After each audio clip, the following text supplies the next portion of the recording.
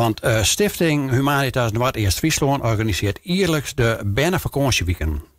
En deze weekend ben ik bedoeld voor band tussen de 6 en 12 uur. En het gaat om band die oors net op vakantie kennen of gaan. Bij ons is coördinator van deze weekend Sipi Hilkema. Sipi, goeiemiddag en welkom. Goeiemiddag.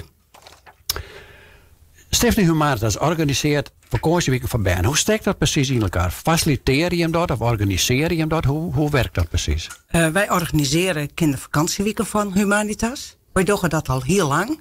Al 80 jaar. Humanitas bestaat ik 80 jaar. Het is altijd mooi om te vertellen in het jaar dat de Wereldoorlog 80 jaar geleden is. Zij is Humanitas toen ook ontstaan. Is dat een meisje na de oorlog? Ja, dat heeft met een meisje na de oorlog. Want er waren prutte... de mensen die aan het kerken verbonden zijn, die hebben daar vaak wel een opvang. Maar er waren ook mensen die er net aan verbonden zijn. En zo kwam Humanitas. Okay. Maar vanaf dat ik begon met de kindervakantieweekend. Het is terug heel Nederland wel. En wij doen dat in Friesland ook. En we werken ik keer met de provincie Grens en met de provincie Drenthe. Van Humanitas. Dat is dus vrij breed. Ja, en in Friesland hebben we 3 vakantieweekenden. 2 in Oudemarm en 1 in Zwichelte in Drenthe. En het gaat dan om benen die om wat voor reden dan ik net op vakantie kan. Dat bij verschillenden. Hele prutte mensen denken direct dan altijd om de financiën. Dat is soms ook heel zo.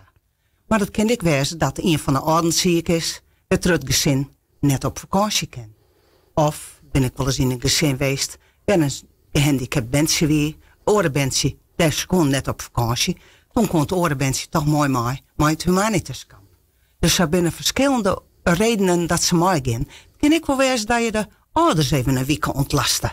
Want het ben wel 6 weken dat de band tussen binnen.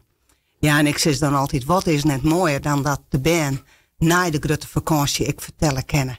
Ik ben ik op vakantie geweest. Dat wil ieder band natuurlijk vertellen in het kringgesprek na de vakantie. Dus deze ben ik. Want hoe is die link, Sipi, naar die band? Hoe kom je in contact met die band? Of met die ouders? Of hoe werkt dat dan? Nou, we proberen dus bijvoorbeeld hier al terug dit programma.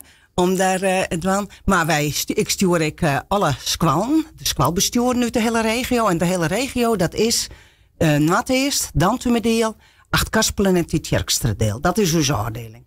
Dus de squalen krijgt bericht. Maar ik heb weer contact met de voedselbank bijvoorbeeld. Ik heb weer contact met jeugdzorg.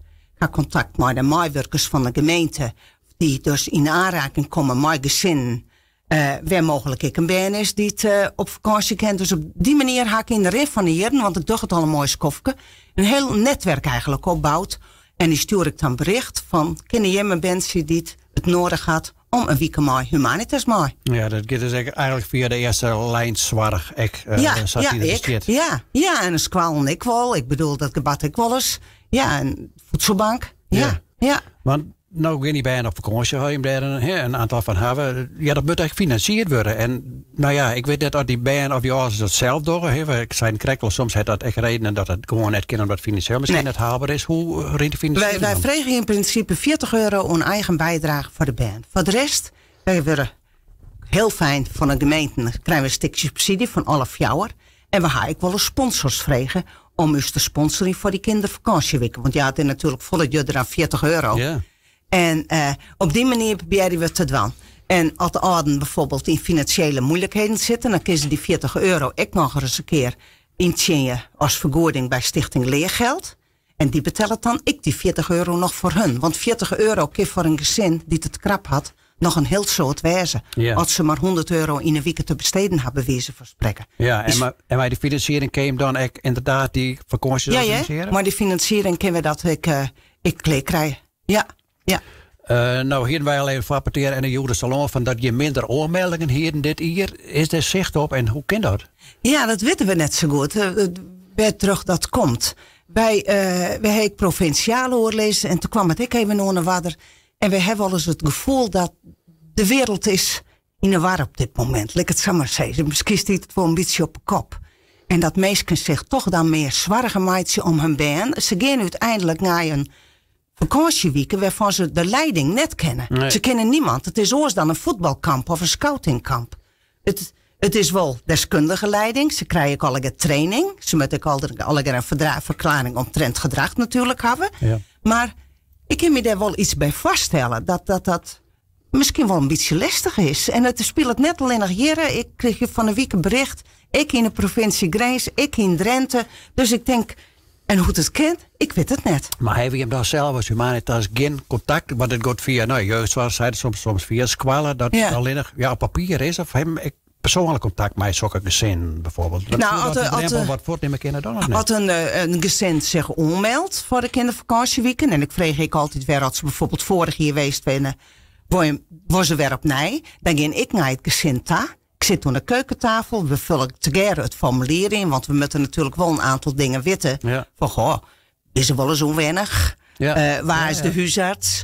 Als er wat gebeurt, krijg ik medicijnen. Ja. En een beetje van, en dat er iets gebeurt en ze bent verdrietig. Wat kan de leiding dan het beste doen? Dat soort vragen. Het is een eenvoudig formulier, maar dat vreeg ik dan wel aan het gezin. Dus op die manier vullen we dat dan mooi hun in. Ja, maar wanneer ze één keer besluiten hebben om mij te gaan, dan gaat dat ik altijd wel goed terug. Ja, dus je hebt wel eigenlijk een persoonlijke intake, zeg maar. Ja, ik zeker. En dat is met de ouders praat. Ja, ik krijg van de morgen waarin je maakt. Die is de morgen, dan zit ik in Buitenpost. Okay. Ja, en dat is ontzettend mooi werk, omdat ik te dwam bij de meesten. En dan zorgen ze mij en dat, komt net door mij, maar het houdt wel een stukje persoonlijk vertrouwen, hoop ik. Ja, want wat ben je plan van dit december? Kist er al mensen die, stel dat er mensen zijn die luisteren, kist er dan warm uitje? Ja, nou, het is dus in orde. Maar dan ben je een keer naar ze zijn natuurlijk van alles. Playback shows, ze gaan op speurtocht, ze gaan meestal naar een speelpark. Dus er wordt met een griezelig soort leuke dingen voor de band dient. Ja. En ik heb nog maar één keer gehad in al die jaren dat ik één bandje ophalen ga.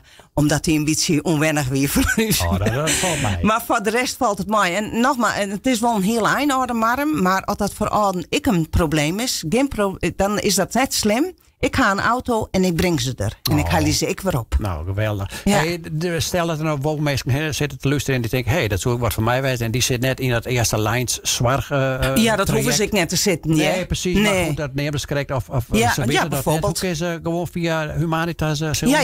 Noordoost-Friesland. Ja. Humanitas Noordoost-Friesland. Ja. Daar kun je gewoon heen op een site. Stiet alle informatie op. Ja. Oké. Ja. Nou, Sipi, ik wil je bedanken voor de informatie. En ik hoop dat het effect had, joh. Dat ik hoop het. En dat je een aanmelding gekregen, zodat je het gevoel had van we hebben goed in dit hier. Ja, we doen ons best en we hopen dat het slaagt. Nou, succes ermee. Nou, dankjewel.